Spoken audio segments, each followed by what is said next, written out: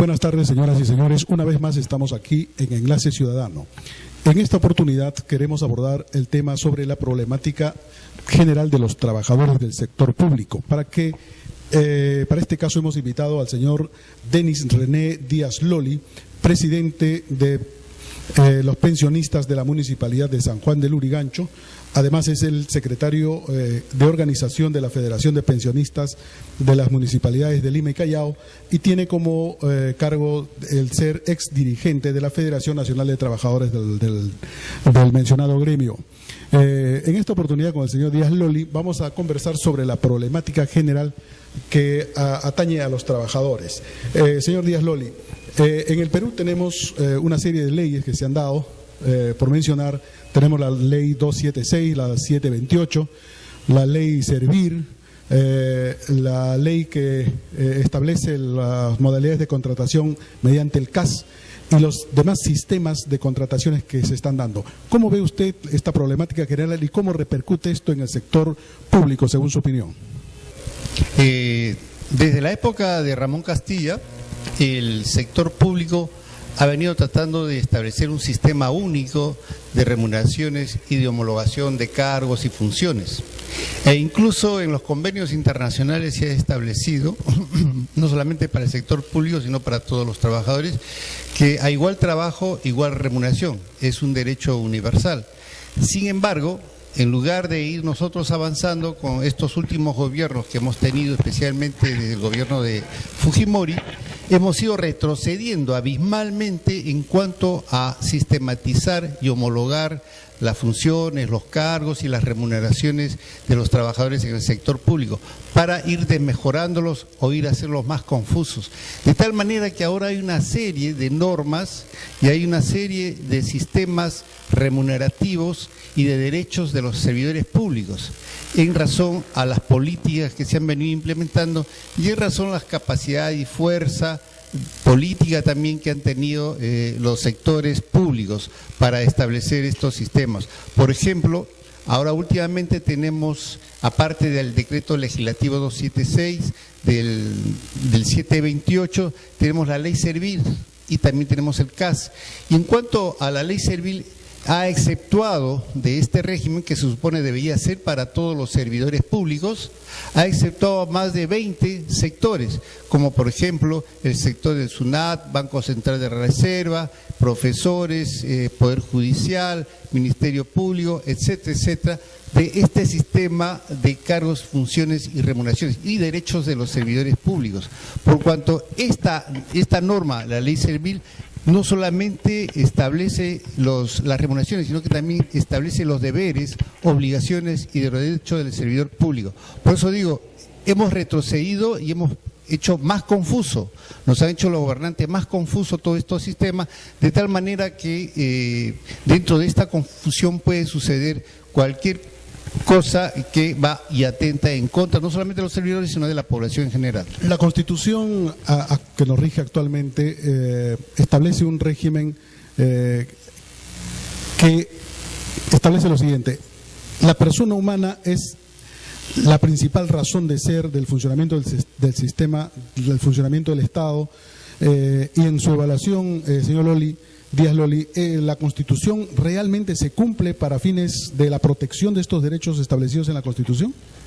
Lo cierto es que no se cumplen, ni las autoridades que le corresponden hacer cumplir las hacen cumplir, como el Congreso, el Poder Ejecutivo, el Ministerio Público. Ninguna entidad hace cumplir realmente los fundamentos de nuestra Constitución política, porque nadie toma en cuenta que el ser humano es el fin supremo de la sociedad y a quien le debemos todo lo que se pueda hacer en el sector público o en el sector civil también, ¿no? De tal manera que cuando uno asiste al Poder Judicial no encuentra justicia, cuando uno asiste a la policía menos, cuando uno asiste a un servicio tampoco. O sea, nos tratan muy mal a todos los ciudadanos de nuestro país, a pesar de que en la Constitución se establecen principios y normas para que el ser humano pueda ser servido y sea el fin supremo de nuestra sociedad. Lizardo Luna preguntando acá al amigo Loli, importante es el rol de los gobiernos locales y lo importante también es su potencial humano que tiene que ser adecuadamente tratado, capacitado, etcétera. Entendemos que hay un sistema meritocrático que es la ley Servil. No sé cuál es la opinión de ustedes con relación a esa propuesta. Muchos dicen que es una alternativa para poder modernizar lo que es el país a nivel de la administración pública, lo que es la reforma del Estado, a través de la mejora, digamos, de la potencialización, digamos, y la mejora de las capacidades del trabajador. ¿Usted qué opina? ¿Su sector qué opina al respecto? Bueno, en cuanto a la meritocracia, eso es algo fundamental, pero lamentablemente en la ley Servil no se dan los principios básicos para que exista una verdadera meritocracia en la administración pública, por cuanto no se mide la producción del trabajador, no se mide su vocación de servicio hacia la comunidad, el servicio que brinda la comunidad, la experiencia que debe tener, por cuanto todo no debe centrarse simplemente en obtener títulos. Vemos que en nuestra actividad privada, por ejemplo, los grandes empresarios llegan a ser grandes empresarios con su trabajo, con su esfuerzo, con su propio interés y su propia voluntad, con su actitud de ir aprendiendo en el camino. Sin embargo, vemos en la administración pública que los grandes profesionales como Fujimori, como Toledo y otros muchos más, como Alan García, por ejemplo, a pesar de ser profesionales, siempre nos han dado un mal pago y han hecho destrozos en lo que corresponde a la administración pública. No se han preocupado de mejorar las condiciones de vida de la población, simplemente han mejorado su condición de ellos.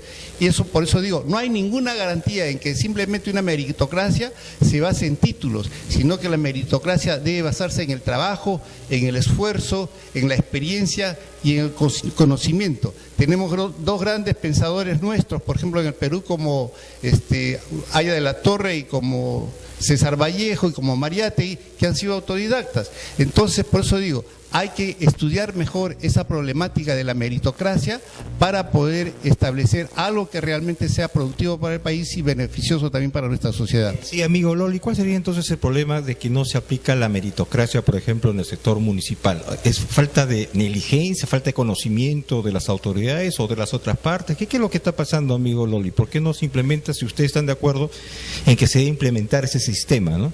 No existe una normatividad adecuada para su implementación. O sea, no existe un sistema adecuado de la meritocracia, porque la meritocracia no significa que den un examen anualmente o de repente cada 3 años y con eso saquen una calificación todos y el que haya sacado una mejor calificación sea el mejor. No, eso no es así. Yo creo que se debe calificar al trabajador de acuerdo al trabajo que va desempeñando, la productividad, al récord que va dando en su trabajo, en su labor, y también en base a su experiencia, su vocación de servicio y otros factores que actualmente no son calificados. Por eso digo, el problema no es la meritocracia, sino la falta de normas adecuadas, de sistemas, de reglamentos que puedan hacer que esa meritocracia funcione. Amigo Loli, con relación a lo que es los recursos, como nunca el país ha tenido un tiempo en que todos los años aumentaba el presupuesto nacional, tanto para lo que es a nivel nacional, regional y local. De ahí podía haberse insertado para invertir, ir mejorando las actitudes con P y con C de nuestros trabajadores. ¿Qué es lo que opina usted al respecto? Lo que digo es que falta normas, falta reglamentación. En todos estos últimos años se ha destruido no solamente el sistema pensionario, sino el sistema laboral en la administración pública, de tal manera que existe una confusión tremenda y no hay una posibilidad de ir por un camino adecuado para lograr no solamente la meritocracia, sino mejorar las condiciones de los trabajadores en cuanto a su capacidad, a su rendimiento. Ese es el verdadero reflejo de estas pésimas normas que se vienen dando a través de todos estos años. Señor Díaz Loli, los trabajadores tienen derecho a sindicalización. Usted ha criticado y en parte coincidimos con usted en relación a que la Constitución, pese a defender los derechos de la persona humana y de los trabajadores, al parecer es letra muerta y no se cumple. Y vemos también, por otro lado, que la participación de los trabajadores en organizaciones sindicales es mínima frente a lo que es la población económicamente activa. ¿Qué es lo que ha sucedido? Porque esto ha ido decreciendo desde el 93 para adelante. Vemos que el derecho de sindicalización, si bien está consagrado en la ley, pero en la práctica los trabajadores no se organizan en los sindicatos para hacer prevalecer sus derechos. ¿Qué opinión tiene usted al respecto, señor Díaz Loli? Sí, lo que pasa es que en el sector privado, por ejemplo, desde la época de Fujimori, no existe estabilidad, de modo que si un trabajador participa en un sindicato es fácilmente despedido, sin lugar a reclamo, pues lo pueden despedir de acuerdo a la ley, simplemente pagándole su indemnización y sin lugar a reclamo. Igual sucede en la administración pública. Todos los años la ley de presupuesto, la ley general de presupuesto, establece que no se pueden hacer aumentos. Y desconociendo que existe el derecho a la sindicalización y a los convenios colectivos establecidos en nuestra Constitución y también en los convenios internacionales. En los convenios internacionales se ha establecido la libre sindicalización y también el derecho de la administración pública y el sector privado de la negociación colectiva. Sin embargo, en las leyes que da el gobierno para el sector público se trata de restringir este derecho. Como le digo, en la ley servil solamente lo condicionan a que sea por condiciones de trabajo, o sea, no establece el derecho a pactar sobre aumentos remunerativos. Entonces esto origina que estos derechos sean cercenados, sean recortados y que se tenga que estar recurriendo al Poder Judicial, que muchas veces demora años en la emisión de sus resoluciones, de sus sentencias, la que últimamente ha sido algo favorable para el sector laboral, ¿no? En el sentido de que los pactos colectivos sí tienen un principio constitucional e internacional inclusive. Muchas gracias a todos los amigos que el día de hoy nos han acompañado con su gentil audiencia. Un comercial y retornamos con la siguiente secuencia.